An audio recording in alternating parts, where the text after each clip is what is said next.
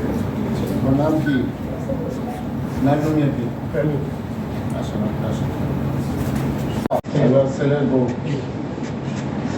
এটা কিন্তু করবেন, আবার কেউ যাতে নিয়ে আত্মসাৎ না করে, এটা যাতে সবার যে নিয়ম অনুযায়ী যেটা পাওয়ার সেটা করবেন। আর ফ্যামিলি বা মেয়েটারে যাতে কোনো না, ঠিক আছে? ছেলে দুইটার মধ্যে একজন আমার সাথে জেল খেটেছে, মামলা টামলা খেয়েছে।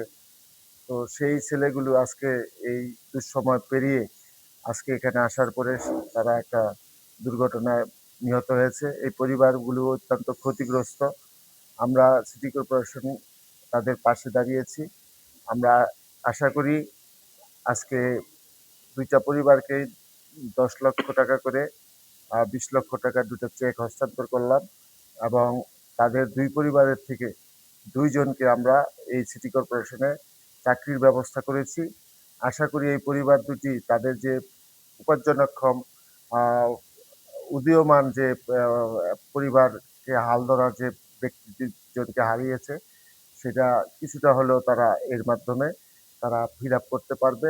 আশা করি এই পরিবারগুলি আমাদের জন্য দোয়া করবেন, আমাদের নেতা জনাব তারেক রহমানের জন্য দোয়া করবেন, যাতে করে আমরা এভাবে জনগণের পাশে দাঁড়াতে পারি এবং জনগণ যাতে এই এই ধরনের দুর্ঘটনার মধ্যে আর কবলিত না হয় সেটা আমি ইতিপূর্বে আমার সিটি কর্পোরেশনের যত গাড়ি ঘোড়া আছে সেগুলিকে আমরা নির্দেশ দিয়েছি যাতে কোনো এ ধরনের দুর্ঘটনা না ঘটে।